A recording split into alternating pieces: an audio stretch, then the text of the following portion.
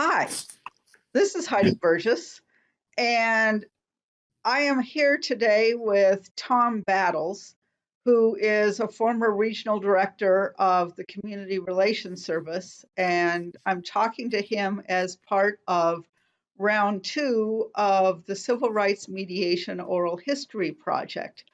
This is a project that was started back in 1999 with myself and my husband and CRS conciliator Dick Salem.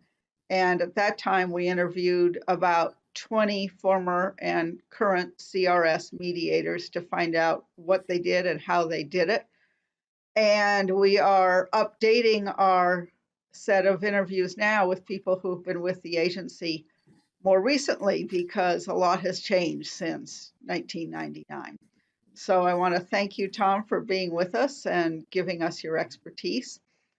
And I might ask you to start by telling us a little bit about your background before you came to CRS, your childhood, even if it was relevant, and then what you did professionally up and before until CRS. Thank you, and good morning, Heidi, and thank you for this opportunity to share with you and to the audience a little bit about my work at CRS and the little contribution that I made to this great agency.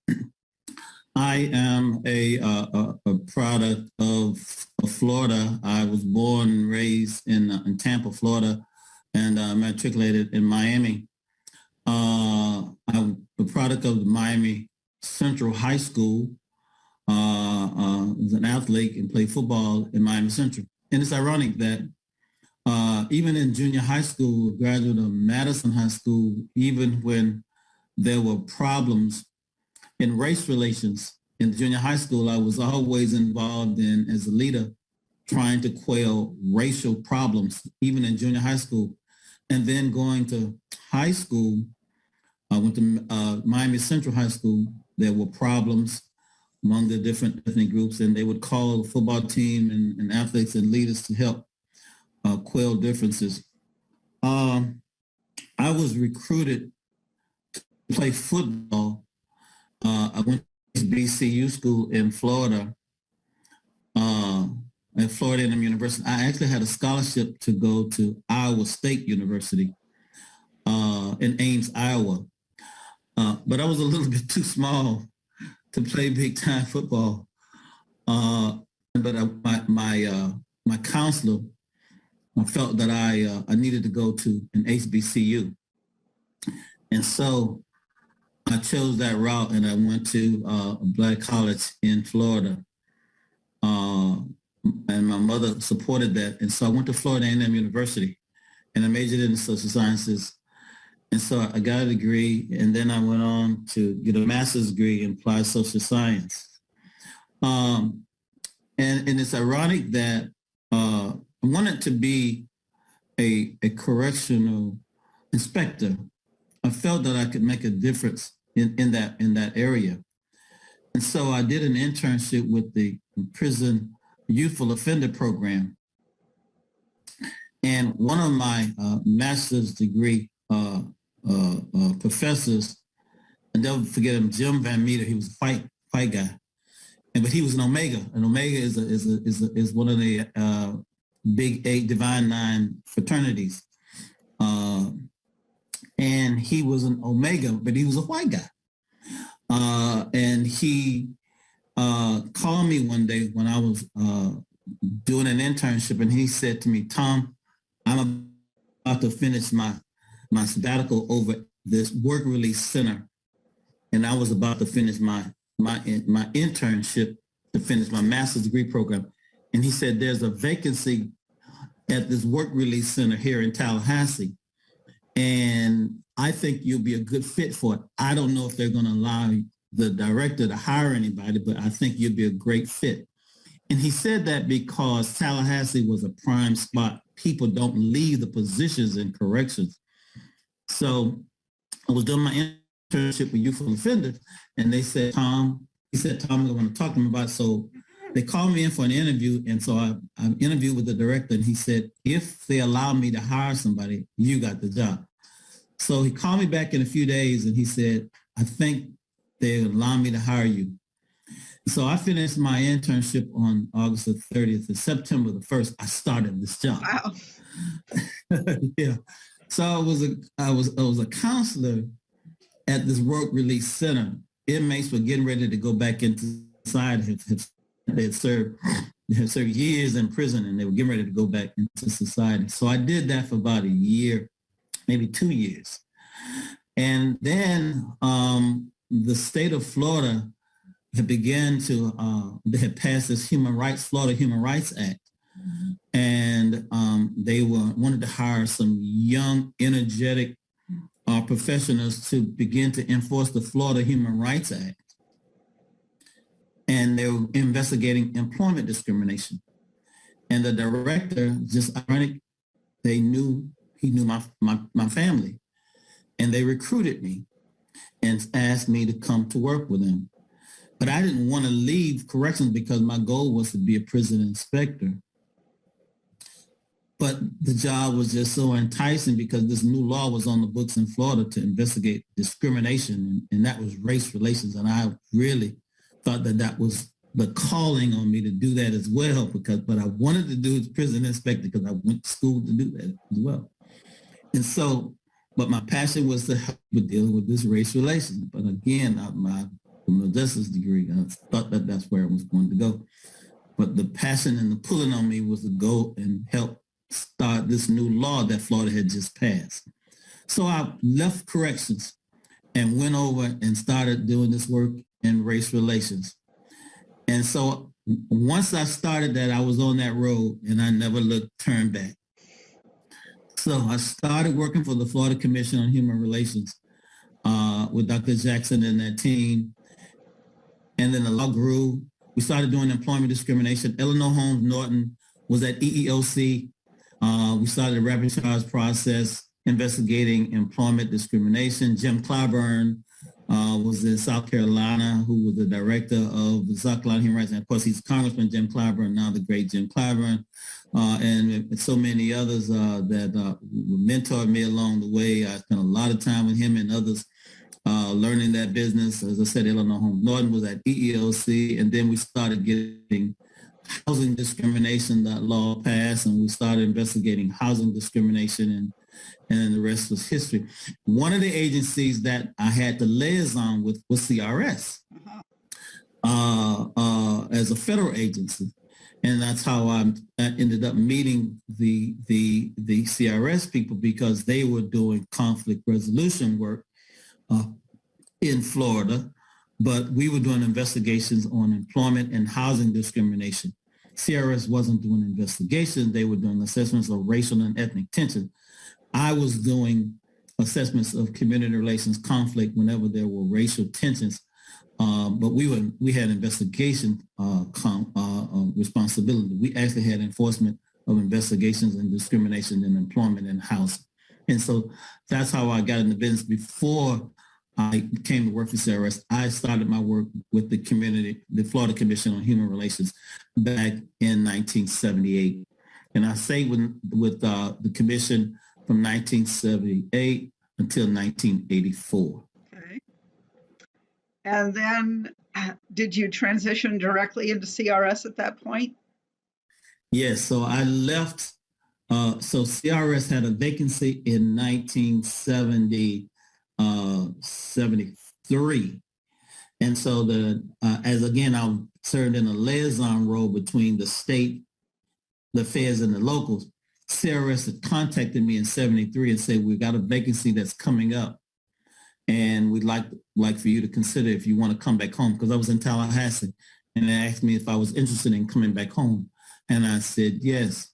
I had done just about everything that I thought I could do for the state at that point in time. And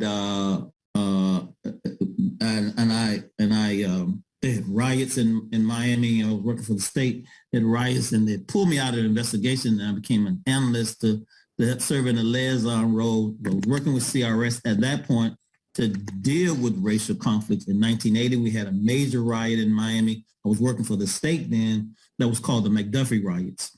But I was working for the state, but I spent a lot of time working with CRS in the liaison role. We were just interacting with each other, trying to address racial conflicts around the state. But the big riot in 1980, the McDuffie riot, the major influx of Cubans, the refugee influx, the Cubans back then said Castro turned his back and they let the Mario boat lift come to Miami. So we had all these Marios under the bridges in Miami. And that became a big issue in Miami because we had all these refugees in Miami at that point in time. Then the Haitians came. So we had all those issues, but I was a liaison with CRS, so I knew CRS and its work. And they had a field office in Miami. They had two actually units. They had a Cuban Haitian program who did primary and secondary resettlement, and that group was called CHEP, Cuban Haitian Entrance Program. And then they had the conflict resolution side, but they all were in the same office together. So they had a vacancy, and they asked me if I wanted to come in and work. So I had to apply. In 1973, I applied, but they actually didn't hire me until 1983. I applied, but they actually didn't hire me, and I didn't actually start working until 1984. Okay. And then how long did you stay there? So from 1984 until 2004, I actually moved to the field office. I moved to the regional office when I took over as regional director. Okay. In that time, there were so many issues. I was over those years. I moved up in the ranks. I started out as a GS 11 in Miami in 1984. And was your I title got promoted. conciliator then? Yes, I was a conciliation specialist. Yes, and over the years, I just got promoted. I kept my nose clean, and I got promoted over the years. GS 11, 12, 14, and then of course to the rank of regional director when I moved to the field office in Atlanta in 2003, 2004. Okay. And in that time, I've had so many experiences in cases that I'm sure we'll discuss some of them during the course of this interview. Indeed. And then just take me through the regional director time. How long did you stay in Atlanta as regional director? Sure, from 2004 to 2019 when I retired. Okay, very good. So you went from 2085, 84 to 2019. So my math isn't good enough. So I spent 35 years at CRS. That's very impressive. All right. Yeah, I spent 35 years at CRS. So the way we like to start these interviews is to have you pick one particular case. And with 35 years history, there were obviously thousands. But one case that you think is particularly illustrative of the kind of work that you did at CRS. One of the main reasons for doing these interviews is to help both young people at CRS learn the ropes, and also people who are dealing with racial conflicts who are not in CRS, but who are doing similar work in other agencies and privately. So one case that you think is notable that has a lot of teachable issues that you think is worth talking about. You have any case in mind? Should I give you a minute to think? That's a challenge for me, and I say that because I was in a field office. I started my career in a field office, and working in a field office, the goal was in Miami, when you work in a field office, if what you do in the field office can work, it has implications for application around the country, if it could work. So I worked with a team that dealt with immigration issues as well, primary and secondary resettlement of Cuban and Haitian. So we had some experiences that other places didn't have. So, for example, when Aristide was overthrown, and they did primary and secondary resettlement of Cuban and Haitians. So that was an experience a lot of people didn't have in the country at CRS. So, for example, I'm sorry, go ahead. I was going to say, let's talk about that, because that is certainly something that's very relevant. Maybe not so much with CRS now, but I would think it is, because there's so many issues about immigrants now that are causing problems all over the country, probably for CRS and for a lot of other people too. And I know for a fact that of all the interviews that we did back in the day and the ones I've done now, I haven't watched all of the interviews that Bill Froelich has done yet, but we haven't dealt with this issue. So I think this would be a great one to talk about. Yeah, and I wanted to spend a minute talking about that, because we did some great work. A lot of the Haitians that you see in this country, we probably processed them through Miami. In 1981, when when Aristide was overthrown, he came to the United States to thank the country for supporting him. And there was a coup in Haiti. And then the people started coming in boatloads. And we would always practice along with INS, because it was still INS at that time, INS, and we would plan for the boat lifts and this massive boat lift coming from Haiti. And we would also have this plan if Haiti and Cuba would be overthrown at the same time, and if the boat lifts would come. So we would always practice that in Miami, because Miami would always practice because of hurricanes and be on that coast. So we'd always practice with INS and the emergency preparedness people with FEMA. So there was always a plan for that kind of operation. So as fate would have it, when Aristide was overthrown, we always had this influx plan. As fate would have it, the Haitians started coming. So we had this plan, and we were on this ship off the coast of Jamaica called the SS Comfort. And they were picking up Haitians by the boatloads, and they were on the Comfort.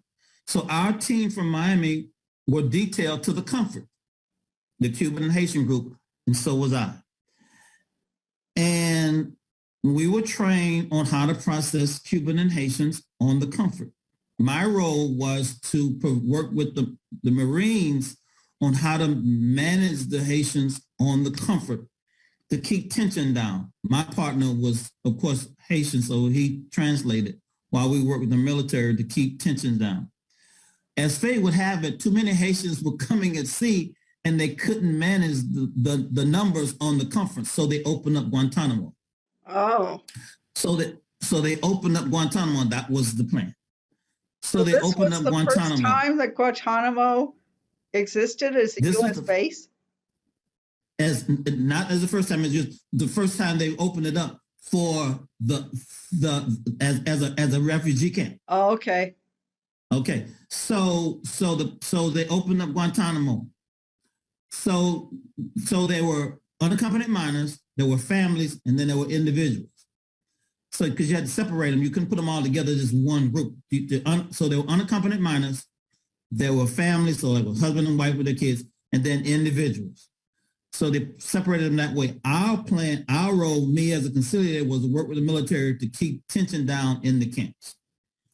And at the same time, as INS would interview people to see if they had a well-founded fear of persecution. Why did you come? Why did you leave Haiti? And if INS felt that they stated a well-founded fear of persecution, they would let them come forward, go to the United States. And there were VOLAG, voluntary agencies, that would receive them and then would place them in what we call family reunification. So then the VOLAGs, Church World Services, United States Catholic Services, the Catholics were the primary voluntary agencies that they were turned over to place them with families and would take them. If they were unaccompanied minors, the Catholics would take them and would take care of the kids. You wouldn't just turn the kids over to the community. My assignment was to go on a plane 3 days a week with them with a manifest to read it to the media who was on that plane 3 days a week. So I would go with them 3 days a week on an assignment with them with the manifest, and they would fly into Miami to Homestead Air Force Base 3 days a week. That's what happened. The Catholics, along with and the Catholic services through the Catholic charities, would be there every 3 days, 3 days a week to do that, and that happened. And then if they had family, the family would pick them up. Then they go into the community 3 days a week. Sometimes there would be tension in the community because a lot of people didn't want them in the community because they felt that they were being saturated with Haitians that came from Haiti. They felt that they had its diseases and illnesses. So over time, because there were so many coming, that became a political issue in the community. So then they had to deal with that issue of why you're allowing so many to come. So then INS had to deal with that issue on the politics of why you're allowing so many Haitians to come. So they had to turn the faucet off of screening in too many Haitians. At one time on Guantanamo, we had about 20 to 30,000 Haitians on the base. And what time frame are we talking about now? Is this a few months? After RSC was over, no, it took about a year and a half for that process to end. We stayed on Guantanamo about a year and a half. Okay. And how over many that period people, of time doing how that. many, I don't know if you know these numbers, but as best as you can estimate, how many people came and how many people were let in versus how many people were turned away?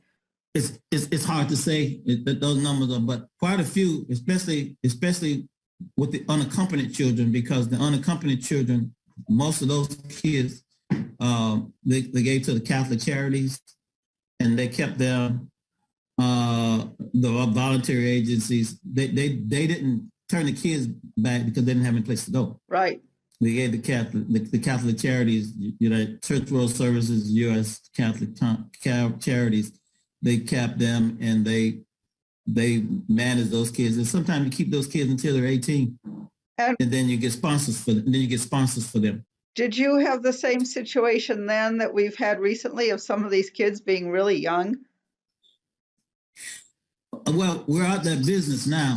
We're out that business now, but right. Back then the Cuban Haitian program was heavily into that.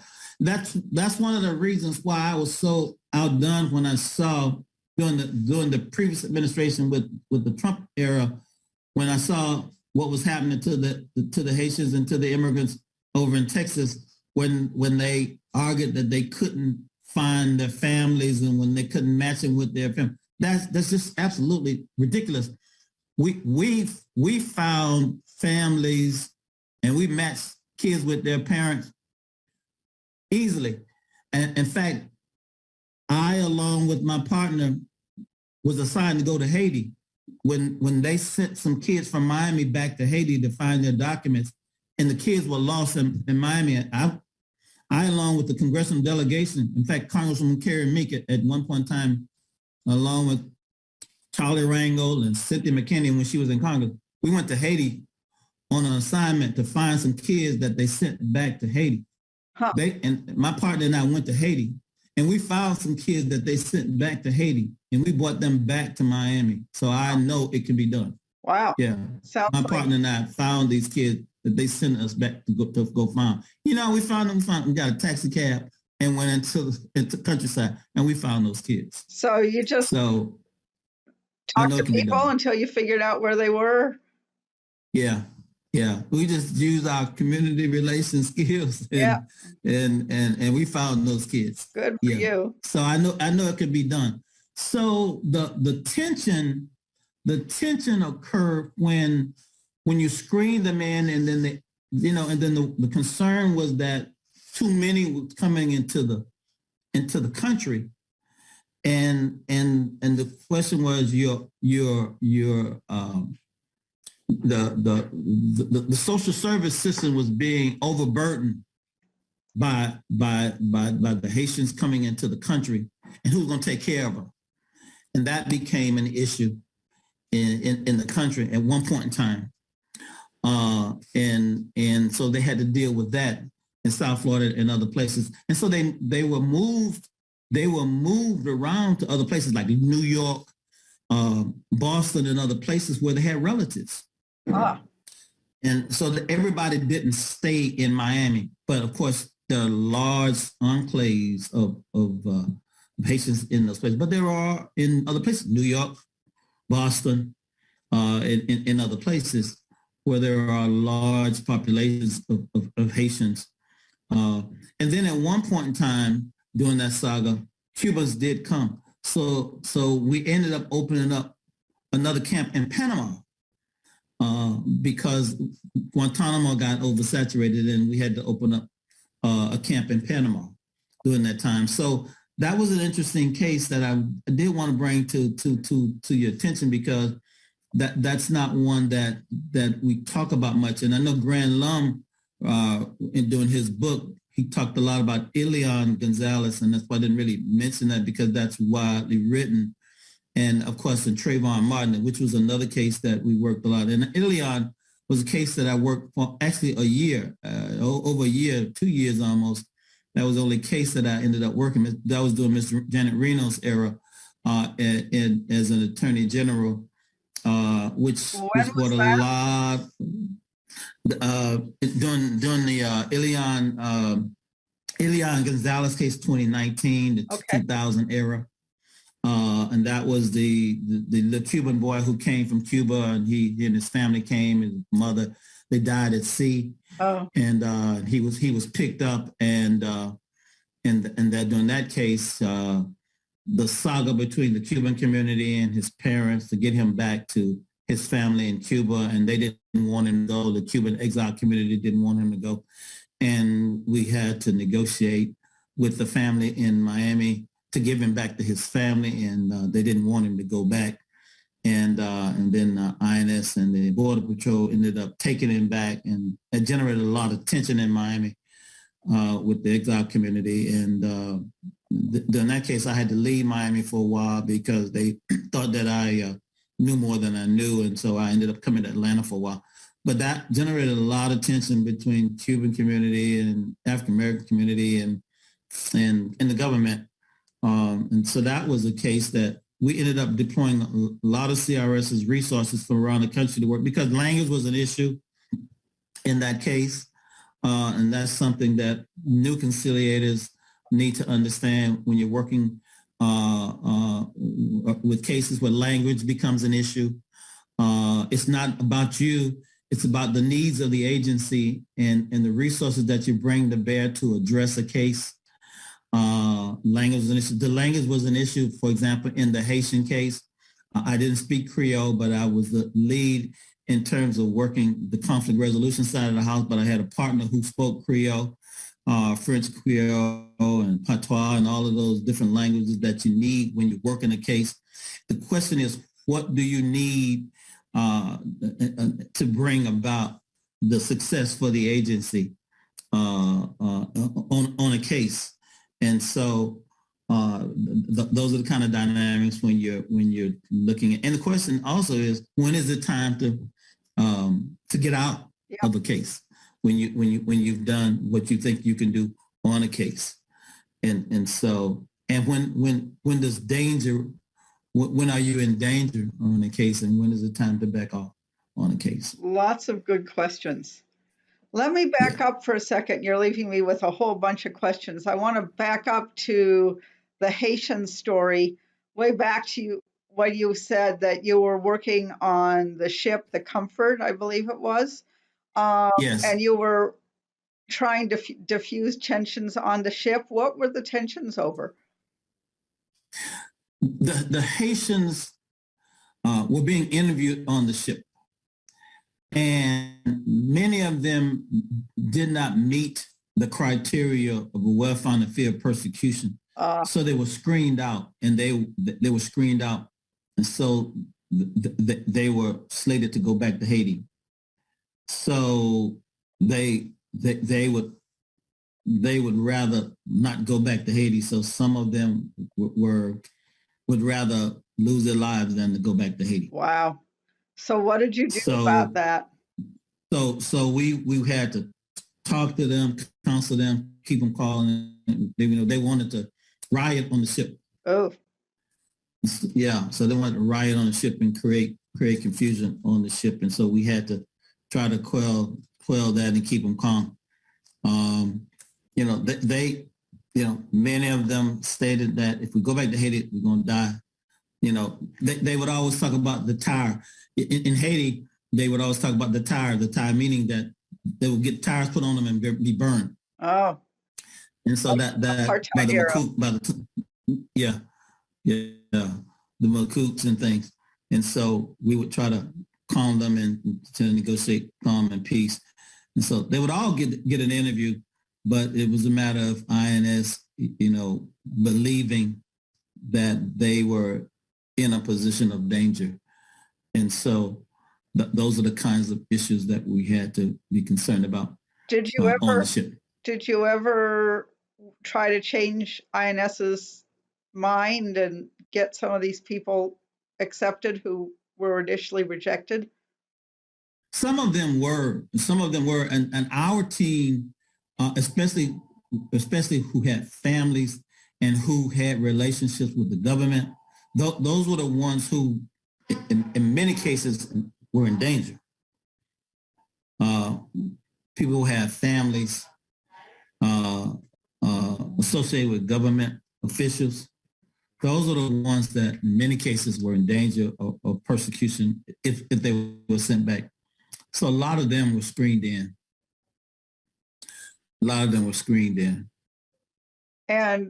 And they moved forward and they came to Florida, and they were allowed to come to Florida. Okay. And I never forget this. One lady had a baby on the Comfort, and we named her Baby Comfort. For some reason, that baby was not screened in. I'm not sure why. And that everybody was so hurt by the fact that that baby was not screened in. Wouldn't she have been a U.S. citizen? The question, it was a question of citizenship. That was the issue of who was the baby, a United States baby, or was it a baby born in Jamaica because we were off the coast of Jamaica? It was a question of citizenship. That was the issue. We called her Baby Comfort, but she wasn't screened in. Huh. And yeah. I would think that being on a U.S. boat, that would have made her a U.S. citizen. Yeah, they named the Baby Comfort, but they didn't screen her in for some reason. And was that the final decision, or was she eventually allowed to come in? No, they sent her back. Wow. And her mother too, I assume. Yeah. They sent her back with her mom. So what did you do with the folks who they didn't ever accept and who were threatening to riot? Or they repatriated them back. The Coast Guard cutters were the vehicle that takes them back to the port of Haiti. Coast Guard cutters take them back. Okay. But the Coast Guard cutters take them back, and those who can, they try again. They come back. They pick them up again. So, those who get a shot, they try again. They take another raft to sea. They come out on rafts.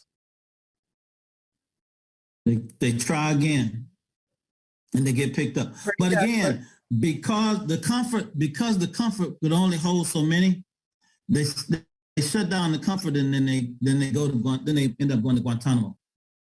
Okay. Yeah. So you say you did that for a couple of years? We spent Guantanamo set up about 2 years. I stayed about a year, but I had to go back to Miami because the operations just stayed open so long. I had to go back to Miami because I ran the operation. When the plane came in, I met the plane every 3 days, and I was given a script. So operation was approved by the National Security Council. So was cleared to do that. And so the manifest the plane would come in out of Homestead Air Force Base. I would meet it, and they'd give me a manifest, and then I would go out to the gate and read what's on the plane, and they would be in the hangar getting screened by the public health service. They would get screened.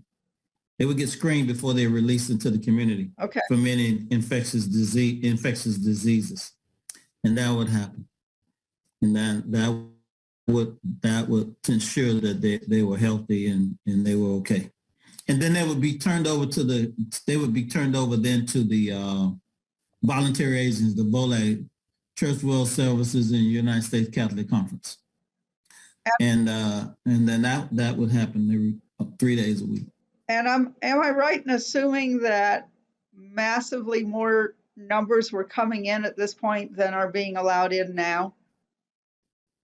Oh yeah, without question.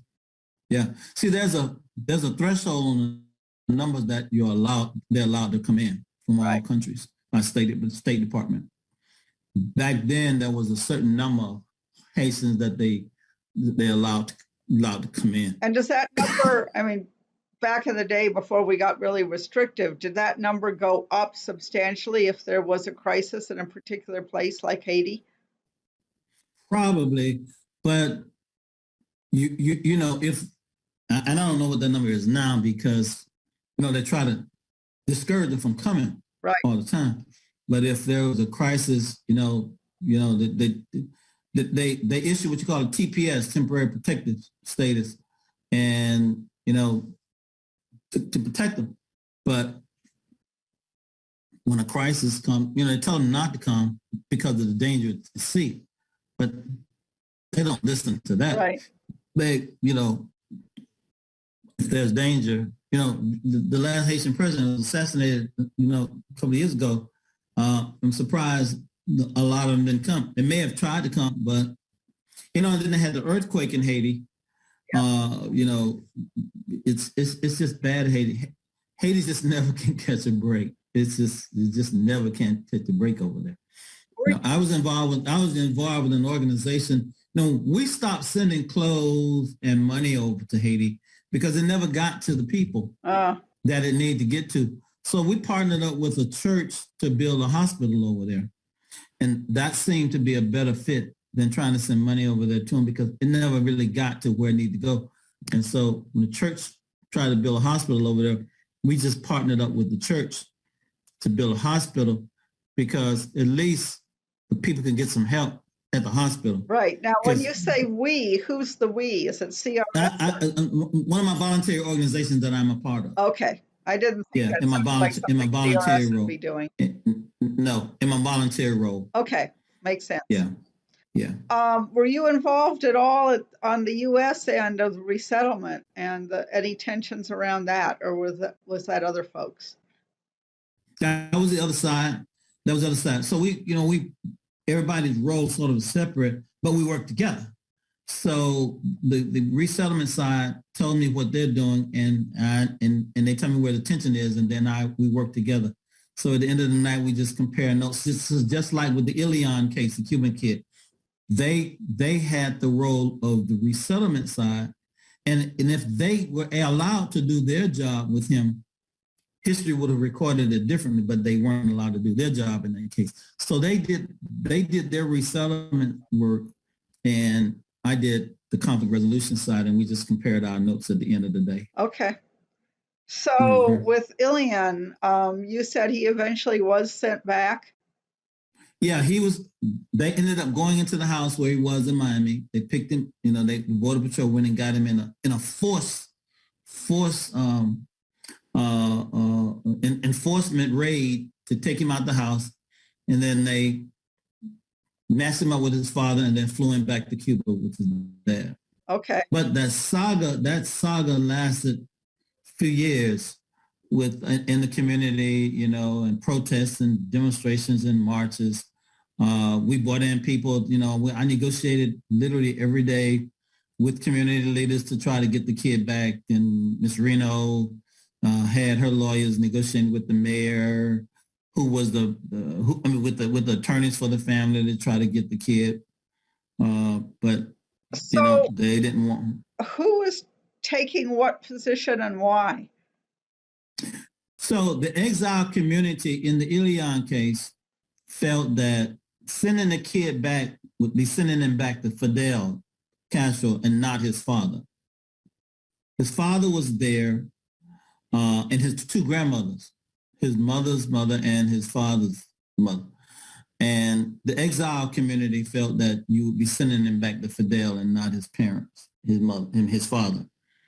And Ms. Reno and the immigration community said, regardless of that, he still has relatives and family who want him in Cuba. And so that was the issue. He has blood relatives in Cuba, and he has to go back to his relatives. And the exile community took a hard line and said, no, we're not giving him back.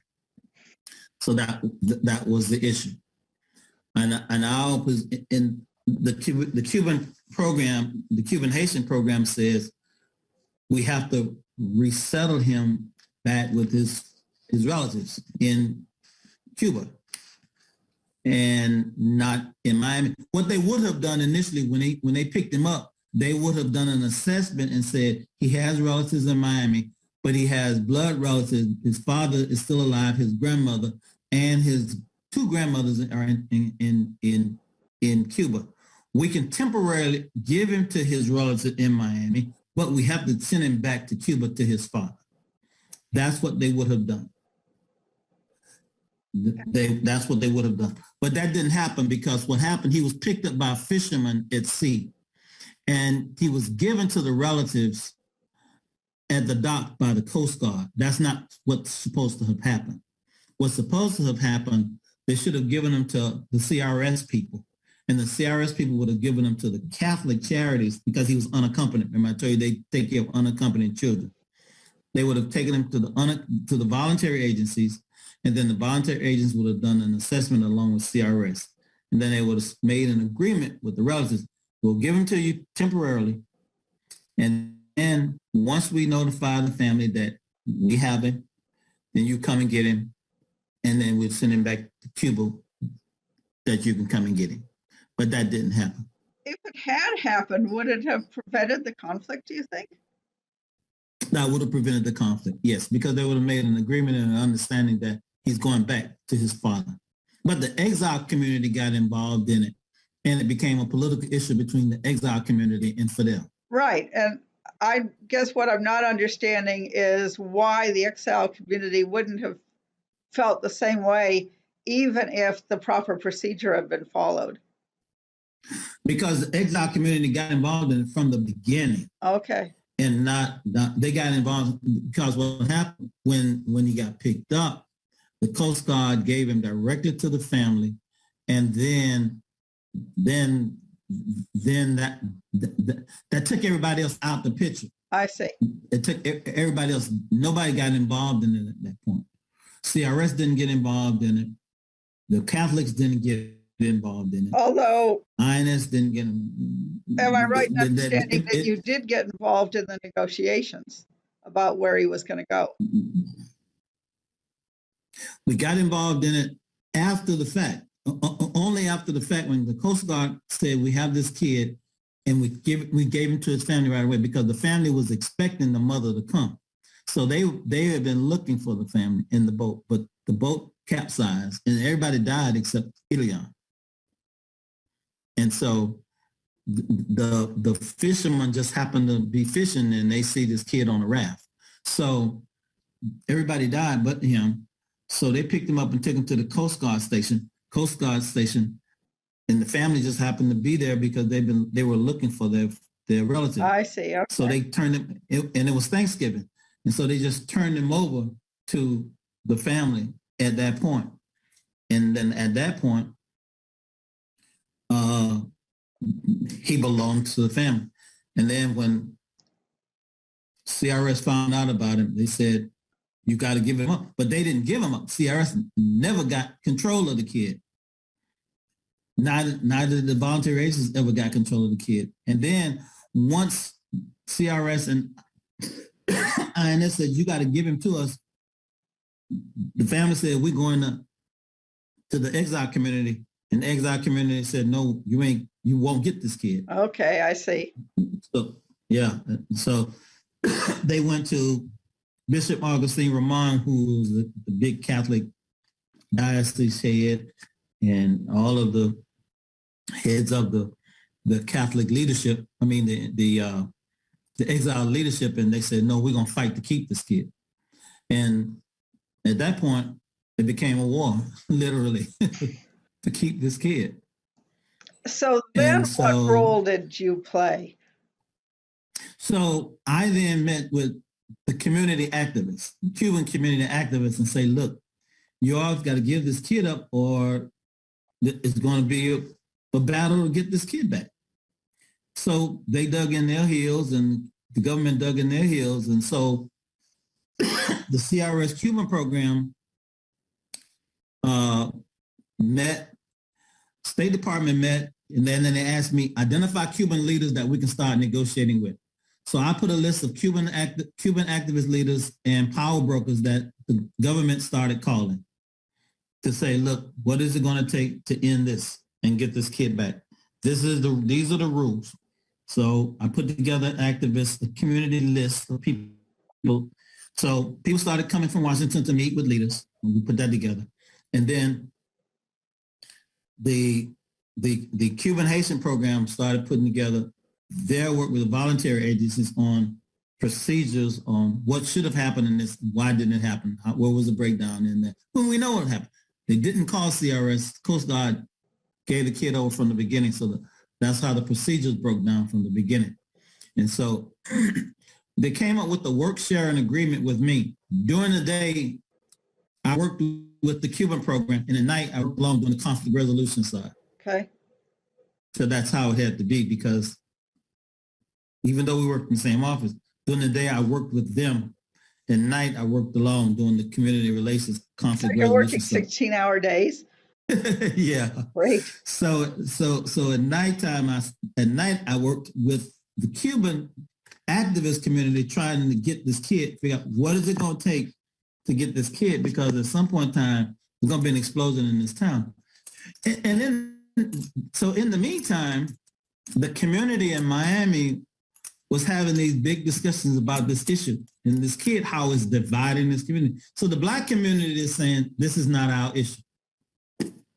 Okay. The Cuban community is saying, hey, where are our friends in the Black community? Okay. So this tension is brewing now. The drums are beating. The Black community through the Black pastors are saying, we don't have to be over here with you to support you. This is not our issue. And here's their issue through the Black pastors. The Black pastors were saying this. In our community, we have a lot of mothers who are unwedded with children. In your case, you have a father who wants his kid and you don't want to give him to him. We have a lot of mothers who are taking care of kids and the father is not there. So we say, give him to his daddy.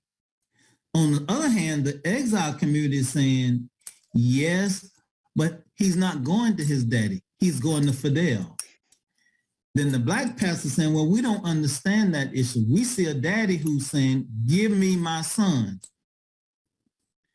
Okay. And then the exile saying, but he ain't going to his daddy. He's not going to his daddy. He's going to Fidel.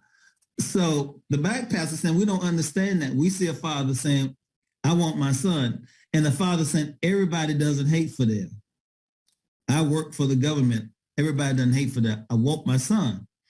So that became the issue, because every night around 5:30, 6 o'clock, they prayed outside the house, in front of the house where Elian was staying. They formed this big circle. And it was all of these Cuban pastors and leaders. They formed this big circle. And there were no Black pastors and Black leaders there. So that's why the exile community said, where are our Black friends? So that's why the tension began to mount, because they're saying, where are our Black friends? And the Black community is saying, we can stand with you. We don't have to be over here praying with you. It doesn't sound like they were supporting them, however. It sounds like they were on the other side. Right. And their position was, this is not our issue. Right. Yeah, and that was their position. It's not an issue. So at the point, so INS at some point in time, they came to get the kid. Ms. Reno called me and said, back off, stop negotiating. I did. And then the next morning they came and they got the kid. And so during the course of, once they got the kid, Cuban community did all kinds of stuff in Miami. You know, they got these cement trucks. They took cement and blocked the toll plazas with cement. So not just with the trucks, they dumped it out. They dumped the cement. Yeah, they dumped the cement at the toll plaza so people couldn't go through the toll plaza. So they got upset. So then they police the tear gas because they took elderly Cuban mothers and grandmothers. And, you know, in Miami, they have the port of Miami where you have cruise ships. Right. Cruise ship. So they took the elderly mothers, 60, 70, 80, 90 years old, and they made them lay down. They put on white dresses. They call them the mothers in white. And they laid down to the entrance to go to the ports of Miami. And they lay down in the street, the mothers. So they just blocked. They know how to make an economic impact. Yeah, so that was what they tried to do, to make an economic impact. They did. I mean, they were serious about it. So, one of the things about it, there's, you know, they're very religious people, and one of the things that the religious community told Fidel was that the person that takes over Cuba was going to be a male child that comes by sea. So this myth was that Ilian was the kid that was going to take over Cuba one day because he came by sea. Well, then they want him to go back. Yeah. Well, they wanted Ilian to come back to Cuba. Yeah. But I thought you were saying that it was the expats who were. The exile community didn't want him to come back. Right. The Cubans in Cuba wanted him to come back home. Right. So who was saying that the next leader of Cuba was going to Cuban religious groups in Cuba? Oh, gotcha. Was telling Fidel that. Okay. Yeah. So they wanted him to come back to Cuba. So again, wanted him back. I've got two questions backing up. One you sort of answered, I think, but I'm not sure. What struck me as interesting is this was set up as a classic zero-sum win-lose game. The argument's over, go back or stay here, and there's no way to do it halfway. So how do you negotiate that? It's difficult because the question is who wins in a case like this. The community was really divided on. In fact, there was an edict, stop talking about this kid in Miami, because even at work sites, because people took sides on this. Even husband and wives had divided in homes on this issue. What to do about this kid? This Reno, and I was there. The grandmothers came to Miami. The two grandmothers came to Miami. The father didn't come. The two grandmothers came to Miami. I was in the house with them when they came. They met at Sister Jeannie's house, she was the president of Barry University. And they came to visit Ilian. It was on Miami Beach. They came to see Ilian. They wouldn't allow the father them, because the father came in, he could have declared he wanted to be in exile, and then everything would have been solved. Because they offered him asylum. The two mothers came, they met with Ilian at Sister Jeannie's house. She's the president of Barry University, Miss Reno's best friend. During that meeting, the exile community was outside protesting and demonstrating during the meeting. It was on Miami Beach. At the end of that meeting, the next day, Sister Jeannie made an announcement that she felt that Ilian should stay in Miami. That blew Miss Reno away. She thought at least Sister Jeannie would be neutral and not take a side. So that blew Miss Reno away on that one. That does seem surprising. Yeah. But I guess she took that position because she was the president of the university. She needed to think about funds and raising money for her university. I don't know. Yeah. But she took that position. And Miss Reno, during my negotiations with the exile, with the community and the activists, they said, Tom, we are not going to help you take the kid. We're just not going to stop you from taking the kid if you come. So Miss Reno and I was this close to going over to the house to try to get the kid one day. But but her political handlers and the law enforcement people said no because they may try to hold you hostage. So we didn't do it. Because remember, Miss Reno was from Miami. I didn't know that. Yeah, we both from Miami, and they knew her. Remember, she was a state attorney in Miami, so she had good credibility in the city, and so did I. But they decided not to do it. So she's told me stop negotiating. And the next morning they went and got the kid, and they picked the kid up, took him to the base, Air Force Base, and then flew him out and matched him up with his dad. There was so much tension in Miami about this. Husband and wives were at odds about this thing. Some people felt that it should stay. Some people felt it should go. Work site enforcement, they had to have counseling. The United Way offered counseling in work sites to people because there was so much anger and tension about what should happen about this kid. People were crying in sites once he left. A lot of protests and demonstrations about this situation. So there was just a bad situation in Miami for a while. So was CRS involved in the protests after the kid left? Mm-hmm. Yeah, we had demonstrations. So because there were a lot of Cuban protests, we brought in staff from around the country who spoke the language. Again, that's what I'm saying to a new staff and staff. It's the resources you need based on the case. I didn't speak Cuban. I didn't speak Spanish. So we had to bring in the staff from around the country who did speak the language. Okay. To work with me. In fact, on one occasion, some of the staff got mugged. We were driving through an area and in the area Overtown, and somebody reached in the car and tried to take the keys, and we beat them up. Wow. We hit them while we were trying to drive. We were just driving through, and somebody tried to turn the keys up. A guy put his head through the car. We punched him in the head. Wow. To get through the area. And we made it through, and everybody made it through safe. But that's just, so you got to be careful where you are in situation. We made it through that particular day. That was the only situation that I remember where we had that kind of situation while we were on the case. Do you think that was just a random attack, or did that relate to the protests that were going on? No, it was just a random attack. That was just a random attack. We were going through an area, driving through. Actually, we were on our way back to the hotel after our detail. Wow. Yeah. Okay. Yeah, it wasn't related. It wasn't related to the case. It was just we were on our way back to the hotel after the detail. Mm-hmm. But again, all the time. It's a matter of the case. It's a matter of the case, and what resources you need for the case. On Ilion, we needed a bilingual team. On in the Cuban Haitian case, we needed a bilingual team.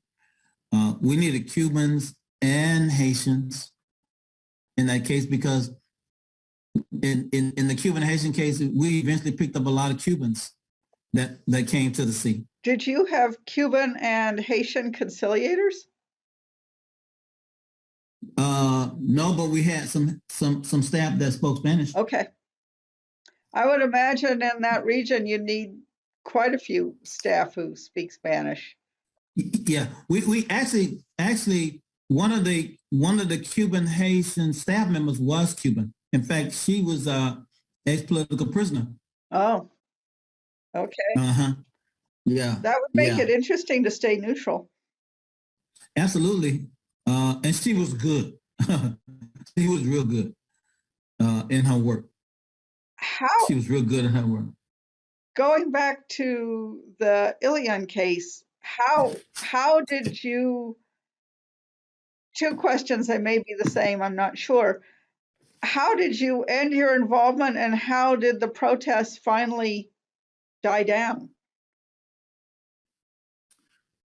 I think the exile community overplayed their hand. They never thought that the government would come and get the kid, and I kept telling them that eventually they're gonna have to give the kid up. I negotiated with the family. I was close to I think, to an agreement, but at every turn there was a new condition. I mean, even the father was offered asylum, but they wanted something else. The exile community offered them something and they didn't want to do it. It just became a battle of wills at some point in time. When I met with the Maris Lacey's, who was the young lady who she felt that she was a new mother to Elian, she just became the new mother to him, and she just wasn't going to give him up. You know, when you get attached to a child, a kid, it's hard to say goodbye to him. And that became the issue. And so at that point, I think anything you could do, it was a moot issue. Right. Once they got attached. And once you took this kid to Disney World and expose him to that, you can forget it. you can just forget it. They took this kid to Disney World. Once you expose a kid to that kind of stuff in here in the United States, you can forget about it. And I kept saying to them, eventually they're going to come and get this kid. In the exile community, I think, and there were some powerful Cubans in Miami. Once they kept saying, no, we're not going to get this kid up. And Ms. Reno said, you got to give the kid up. They went to the appellate courts here in Atlanta, and the courts said that the kid had relatives. You got to give this kid up. There was nothing else anybody could do. And when Ms. Reno told me to back off, stop negotiating with the family, I did. I knew at some point in time, they didn't tell me when they were going to do it. I knew they were going to do it. And so, and Aaron Potthurst was the other lead negotiator, attorney. And he called me and said, did you get the call to stop? I said, yes. So he said, then stop. Then that next morning, 4 or 5 o'clock in the morning, they went and got the kid. Not one shot was fired. Not one person had a broken arm or a busted lip. They went and got that kid. Nobody was hurt except their feelings. But what about the protests afterwards with the doctor? They kept protesting. They were in the streets protesting. I didn't go in the streets because my life was in danger. Oh, okay. They had to move me to. They moved me to Miami. They moved me to Atlanta because one of the exile leaders got on TV and said, "Tom Battles, you're going to your grave." Whoa. Okay. So they moved me up here to Atlanta. Then the FBI went to him, the one who said, "Tom Battles, you're going to your grave," and they met with him and said, "Hey, he's not the law enforcement here. You can't say that to him." And so they apologized to me, and we met, and they say, "Tom, we know you're not the muscle. We know that you didn't have anything to do with going to get the kid. We're sorry." And so they sent a word out to the leaders and say, "Hey, you know, Tom's not the heavy hand on this. He didn't have anything to do with them going to get the kid. Leave him alone." And they said, "Look, it may not be the guy that was on TV doing it, but somebody else may want to be a martyr to come to Tom. Send a message out to everybody that he's not to be bothered with on this issue." And so they had a meeting, and we had a meeting with leaders, and I met with the mayor, who was the guy who was the lead negotiator for Elian's, eventually became the mayor of Miami, who I went to high school with. We were close friends. They didn't know that. Everybody was being neutral. But he and I were in high school together, Manny Diaz, and we were good friends. And they all said, you know, leave him alone. And so they saw me with him, and they said, leave him alone. And so we all, you know, smile about this, you know, with the dinner, you know, and with some of the Cuban hot spots together. And they all said, hey, this guy's okay. And so that's how that ended that way. How long were you in Atlanta before you went back? About a month and a half. But while I was back, they put a GSA guard around me for a while I was in the office. Wow. Yeah. Okay. Yeah. So that's how that worked out for me. But that was an interesting case. I want to talk about a couple other ones, though. If you want to stay on that one, we good. Let's go to another one. Because we're going to talk about some roadblocks and working with other agencies. The Ilion case was the case where you worked with with other federal agencies. And you didn't have any control. For example, screening Cuban and screening Haitians in, that was all on the State Department and INS. Right. State Department controlled who came in and who didn't come in. And sometimes you didn't really like the idea of who didn't come in. Like, for example, like on the ship with the baby. Yeah. You really wanted that baby. You were pulling for that baby to come forward, but the baby didn't make it. And that was just the politics of that situation. So that was the State Department's decision and the State Department's decision alone. So you worked with the State Department, Border Patrol, INS. So those were three agencies. In that case, you worked with the State Department, Border Patrol, which is INS, Coast Guard, FEMA, military, all of those, the Marines, the Army. For 2 years, you worked there, and the flag was flown from the various departments because the first general in Guantanamo, the flag that flies is the general that commands the base. So the first flag that flew was a Marine. The second flag that flew was an Air Force general. It's always a general that commands the base. And so the first flag that flew was a Marine. The second one was an Air Force general. And that's how it works. And he always parachutes in. Got to put on a show, huh? Yeah, that's how it works. So working with other federal agencies is interesting in those cases. Say more. Yeah. Another case that was interesting, I think, that I want to talk about in my early years of CRS was in 1987. My first case that I worked against the Ku Klux Klan. Oh, okay. In 1987, Hosea Williams called a march in Forsyth, Cummins, Georgia.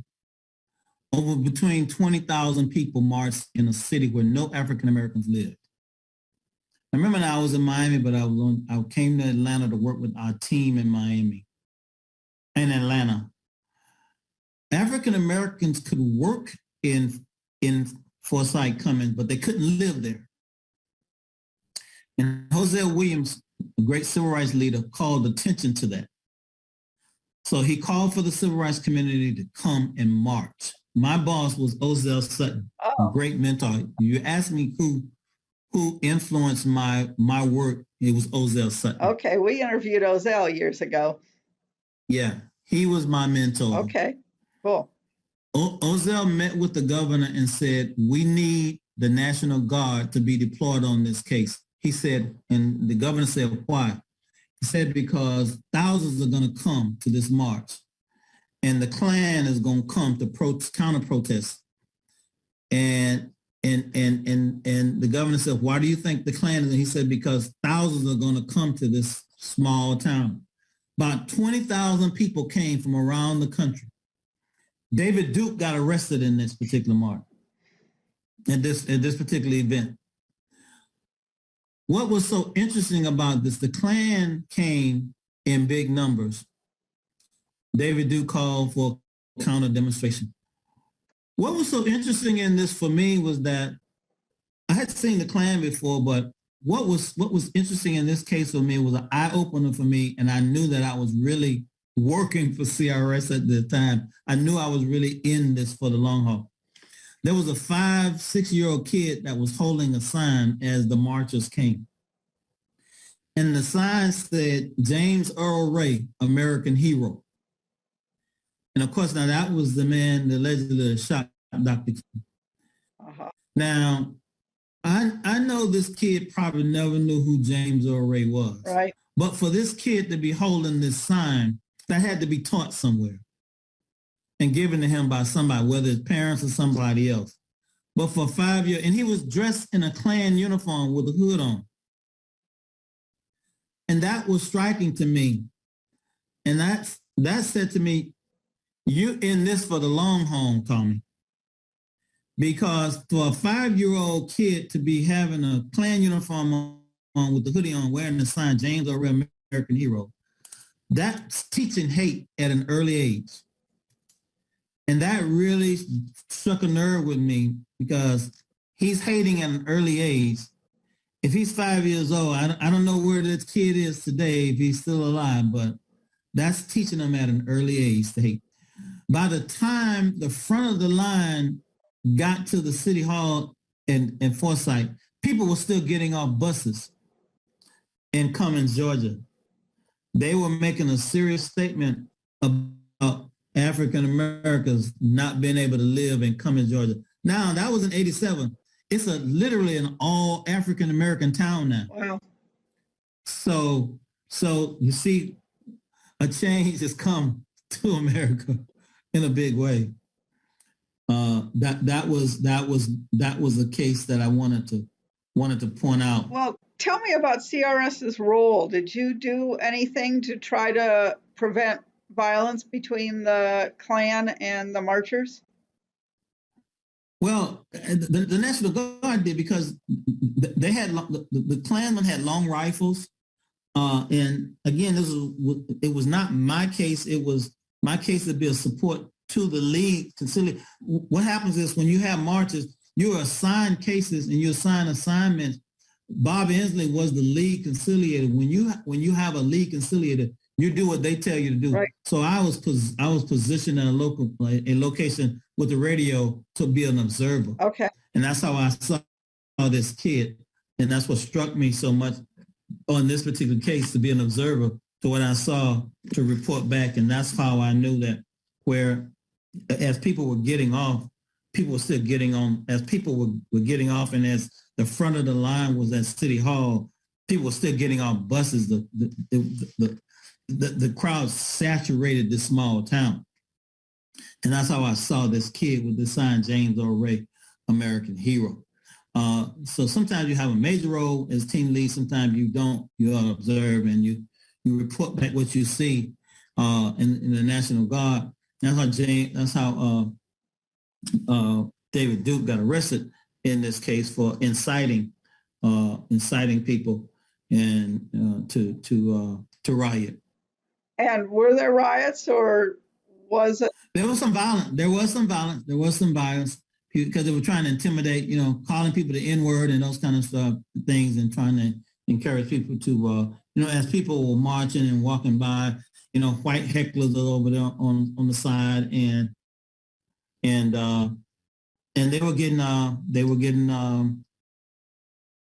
people were a little afraid of them, rock and bottle throwing, and National Guard were arresting. Did the blacks maintain a nonviolent approach the way King used people to do?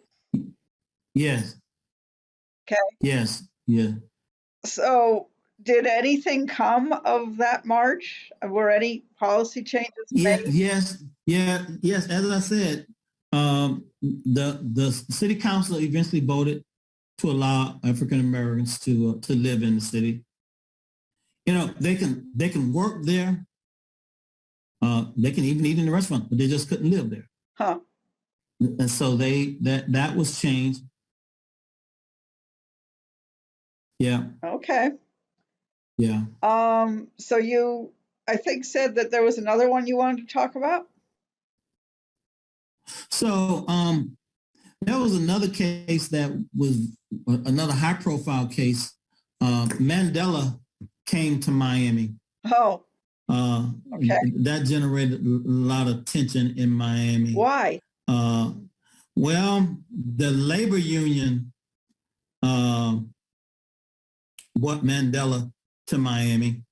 I would think everybody would welcome him with open arms.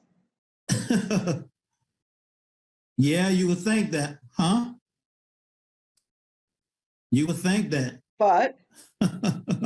But the labor union brought Mandela to Miami he was doing a tour of the country to thank people for supporting him in apartheid. And the African Americans on the county commission passed a resolution to thank him.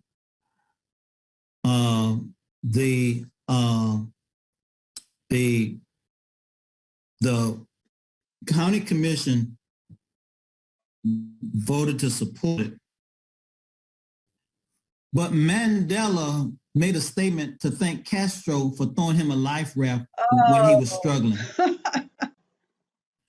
The Cubans on the county commission withdrew the resolution. Oh, okay. And that generated all kind of tension in Miami. I bet. Yep. Yeah. So because of that, the Cuban community would not give and support giving Mandela the resolution. That led to an economic boycott in Miami. Wow. Now here it is, Nelson Mandela. Who's boycotting whom? The Cuban boycott, the African Americans boycotting Mandela. The African Americans did? African Americans boycotting Dade County. Okay. Blacks boycotting Miami. And they called for a national boycott of Miami. A national boycott of Miami. Because Cubans wouldn't support Mandela. Because Cubans wouldn't support Mandela and give the resolution to welcome him to Miami. Okay. That boycott lasted over a year. Wow. And that impacted the economy. Yeah. But after Mandela came, there was nothing that they could do to change that. They wouldn't withdraw the resolution. They wouldn't give him the resolution. So Mandela came. Okay. But they still wouldn't welcome him. So he came anyway. So here's the other issue. Because the labor union had their conference on Miami Beach, they didn't have enough tickets to give to the black leaders. So they made the statement, we'll let you come to the convention, but we won't let you be in the audience. We'll let you see him on a screen somewhere. Wow. So black community got mad, leaders got mad about that. They said, it's like inviting us to the kitchen, but not letting us eat. So they said, heck no, we're not going to do that. So I ended up negotiating along with my boss, Ozell, because it was with Bill Lucy. Bill Lucy was the leader of all of this. Bill Lucy is a prominent head of the labor movement.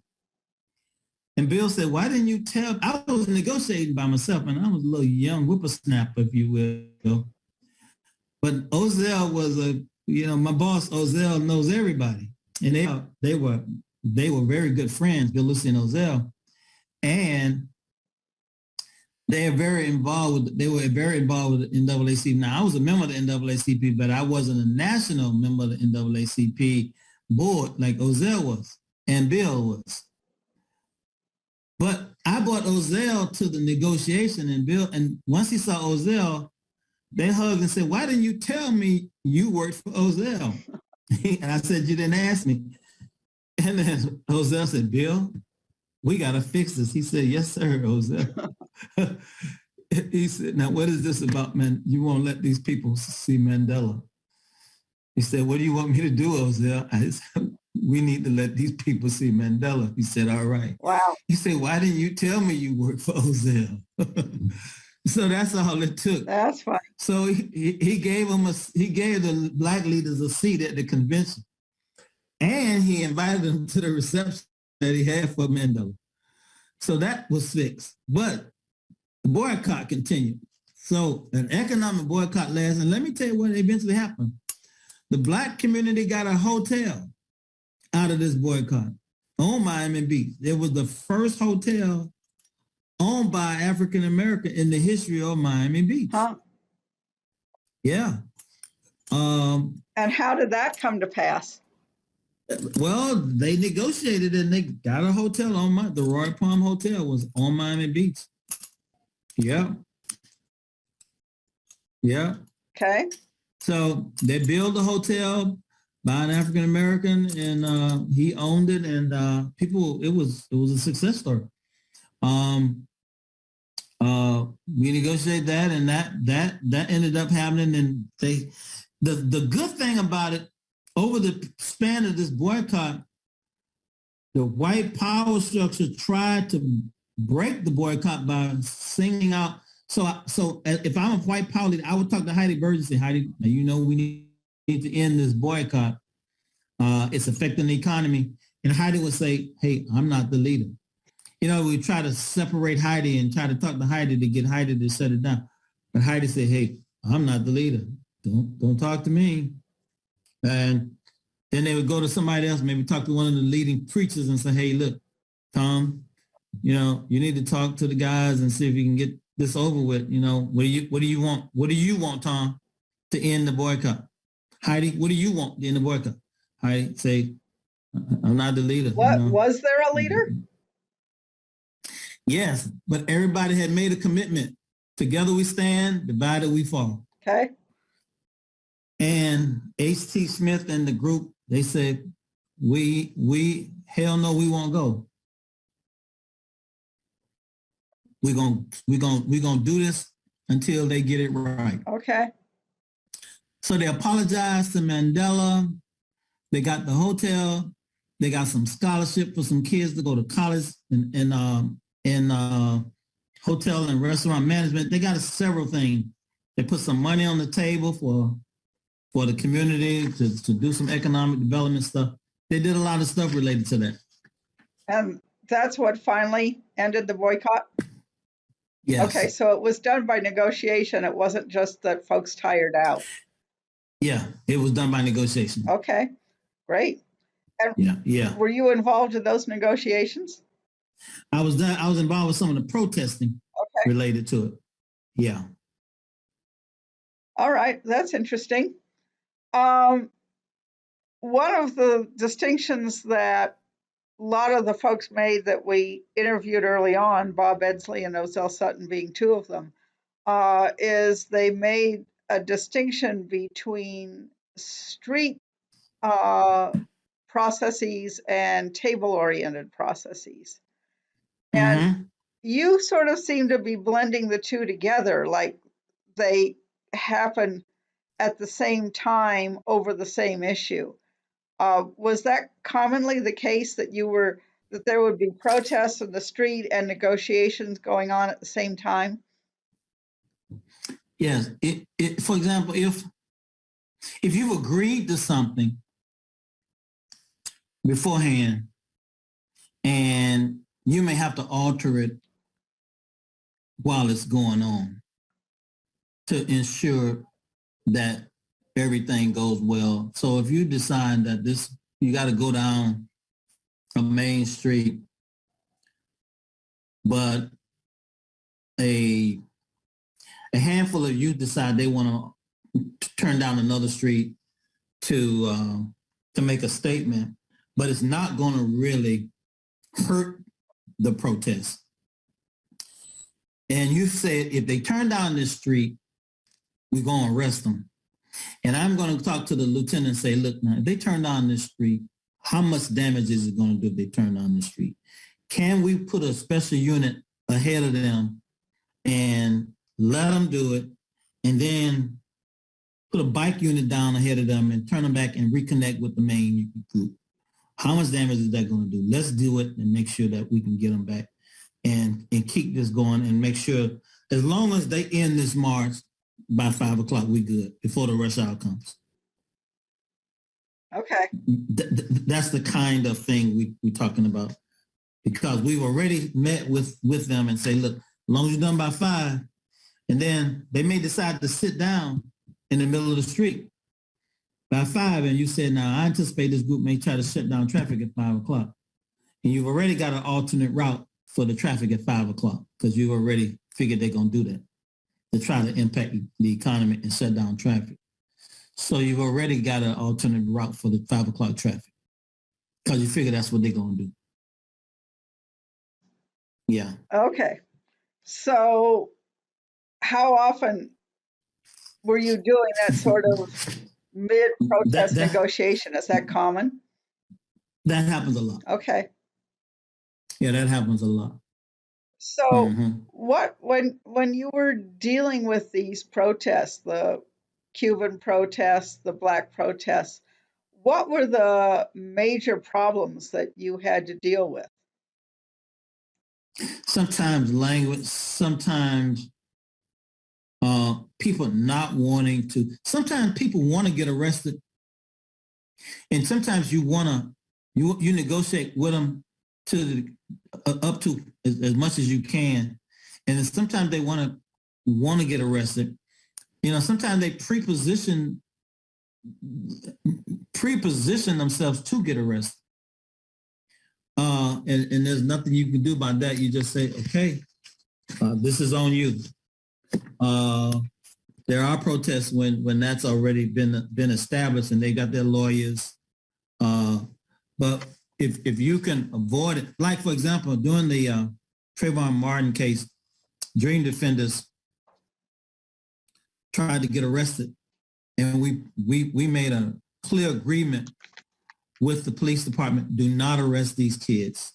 The worst thing we think you can do is arrest these kids, because you didn't arrest Zimmerman.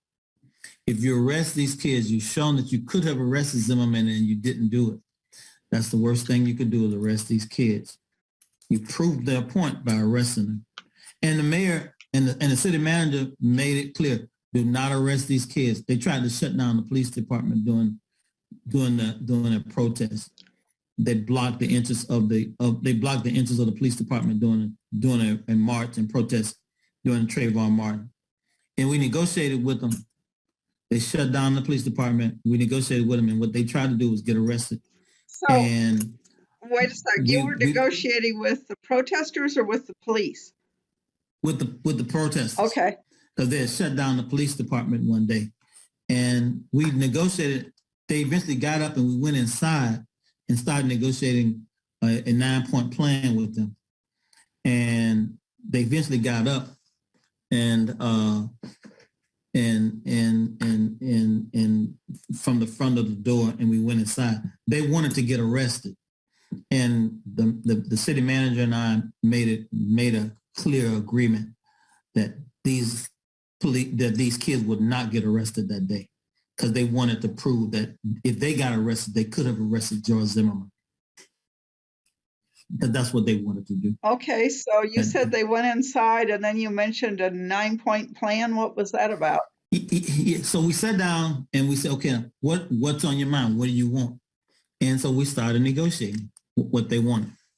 And they told us what they wanted, and we talked it through. They were recording what they wanted. In fact, that day they Instagram what they wanted all over the country that day. We thought it was a private meeting, and they were Instagramming what they wanted all over the country. Yeah, we thought it was a confidential conversation, and they were texting it all over the country what they wanted. Yeah. So what did they want? They wanted the legislature to repeal Stand Your Ground,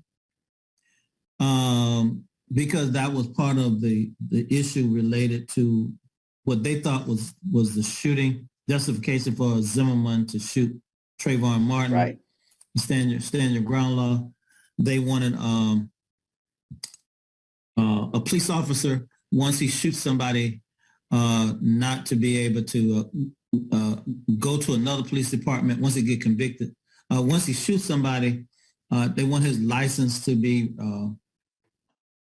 not to be eligible to get his license to go to another police department.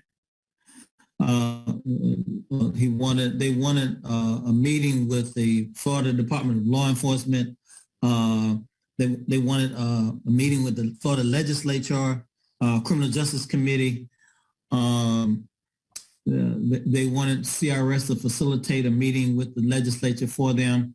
They wanted several other things. I just don't remember all 9 of the issues right now, but it was about 9 issues that they wanted. Now, some of them obviously they couldn't get right away, like changing the laws. If that was going to happen, it was going to be a slow process. But we did get their meeting. We did get their meeting with the legislature, and the panel from the Florida Department of Law Enforcement did meet with them. We did have the meeting. They wanted the governor to call a special session of the legislature. They eventually held a sit-in in the governor's office for several days, almost a week, because they wanted the governor to hold a special session of the legislature as part of this saga. And we ended up going up there, I along with one of my colleagues, to help end the sit-in. The sit-in lasted almost 2 or 3 weeks. People were bringing them food because they had a sit-in, and people were bringing them food in because they sat in the governor's office and they wouldn't give up the governor's office. And how did that eventually get resolved? I negotiated with them along with my colleagues. We agreed, the governor agreed to have a meeting. The legislature agreed to meet with them on the stand your ground issue. They didn't make any promises to them, but they agreed to have a meeting about it. Okay. So we set the meeting up, and several key legislators agreed to sponsor amendments to the stand your ground law, but they didn't make any promises that it would be changed. I vaguely remember it was changed. Am I wrong? Yeah, some changes were made to it, but I don't know for all the changes that they wanted in it, but some were changed in it. And remind me when this was. My image is it was about 10 years ago. Yeah, this was the Trayvon Martin case. Trayvon was shot in 2013. So during that period of time, 13, okay. 14, yeah, 13, 14. My memory is it was the first there was Rodney King years ago, but it was the first high profile, wasn't a police shooting, it was a citizen shooting, but it was a first high profile shooting of a black by a white. And then we got all of the ones since that. I mean, there's been tons, were probably some yesterday that I don't know about, but we had the one in May of 2020. I'm forgetting the guy's name now. It's terrible. George Floyd. But it seems like there was just an escalating series of shootings and protests and tensions. And then somehow or other with George Floyd, it just exploded in an order of magnitude much greater than had happened before. Yeah, well, you had Breonna Taylor. Right. George Floyd, yeah. Nobody really paid that much attention to Taylor, I don't think, until George Floyd. And then people started all of a sudden paying attention. And one of the things I've been really curious about is what was it about that incident that motivated people all over the whole world to protest where these earlier ones didn't. And my hypothesis was, well, we had social media. At that point, we had cell phones and social media, and everybody saw it. But everybody saw Rodney King too. Maybe not. We didn't have we didn't have cell phones in the era of Rodney King, but that was filmed and you got to see it. So I'm kind of curious about what it was that suddenly, I mean, Black Lives Matter had been in existence for 5 or 10 years. But suddenly with George Floyd, the dam broke. And I find that interesting. Well, I remember you had Michael Brown, which was Ferguson. Yeah, Ferguson. Right. That was in 2014. Yeah. That was in 2014 after Trayvon. But the hands up, don't shoot. Right. But that all really started with Trayvon in 2013, Right. 14. But, Trayvon was the hoodie, and Black Lives Matters, all of that really started Trayvon, and then Michael Brown. It picked up with Michael Brown. So did And Ferguson. Black Go Lives ahead. Matter start with Trayvon? Yeah. Okay. It all started in that era. And it all started. And keep in mind, when Trayvon was killed, he was killed and nobody really knew for weeks before. I mean, his parents knew he was dead, but the media didn't pick it up until some weeks later. Really? Because he was from Miami, but he was killed in Sanford. He was killed in Sanford, but he was sent to Sanford because he was suspended at a school, and he was sent to Sanford to be with his dad. Now, where is Sanford in comparison to Miami? Right outside of Orlando, just right outside of Orlando. Okay. Yeah. And so so when we were doing our work, we were looking at multiple cities. And that's another point for a conciliator. It's not necessarily just when you're looking at dealing with high profile cases, it's not just the main city you're looking at multiple cities in this case that could explode on a high profile case, let's say like Trayvon Martin. We had multiple cities that we were dealing with.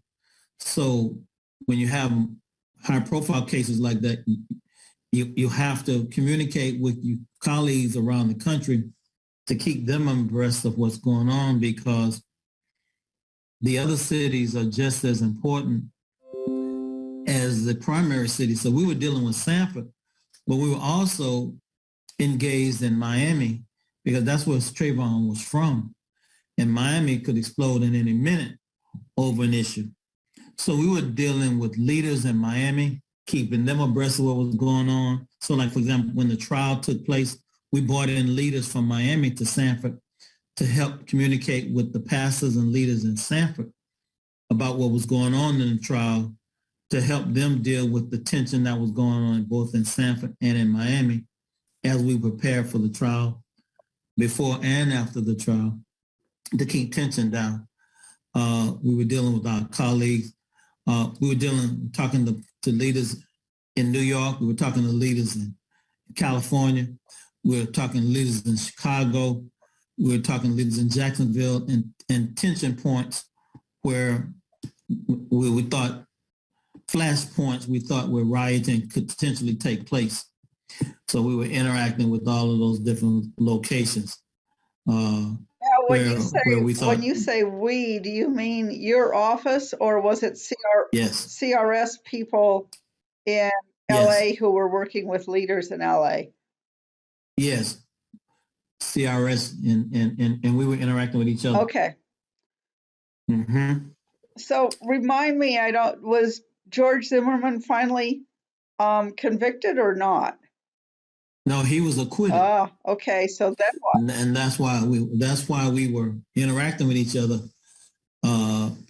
in preparation for a not guilty verdict. Yeah. We were looking at both scenarios. What if he was acquitted, and what was he convicted if he was convicted? And so he was found not guilty. And so we were worried about street reactions. And in Sanford, not one rock was thrown. Wow. Because we had 3 major marches and protests before the trial. And then, of course, as I told you, the sit-in and the protests and those kind of things. So how did you avoid violence afterwards? It seems like that would have been very likely. That's a good question.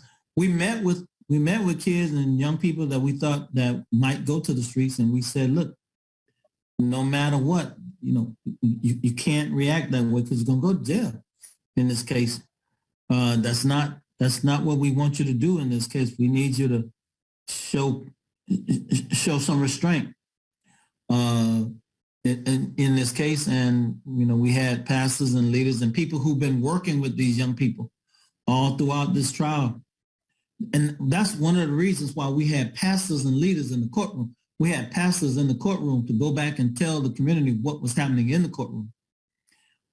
When there were emotional testimonies, we had pastors to comfort the families. We had pastors to comfort Trayvon's mom and his daddy when they showed pictures of Trayvon on the ground. Even with Zimmerman's family, we had pastors to comfort them doing emotional testimony. So we were trying to be neutral. We weren't taking sides. We had that kind of testimony. We had that kind of work that we were doing throughout the entire trial. So, did you find it hard to be neutral? I mean, it seems in that case so black and white to me that Zimmerman should have been convicted. Now, I don't know about the stand my ground law in Florida. Obviously, that law probably was the problem there. And he was probably, I mean, the jury was probably correct that he was within the letter of the law. But ignoring that, just general gut, it seems very unjust. And I wonder if that's something when you're dealing with something that really seems pretty black and white, maybe different case, is it hard to maintain the yeah, neutrality, or that's just your it, job it, and it that's the way you is. do it? It is. But you have to,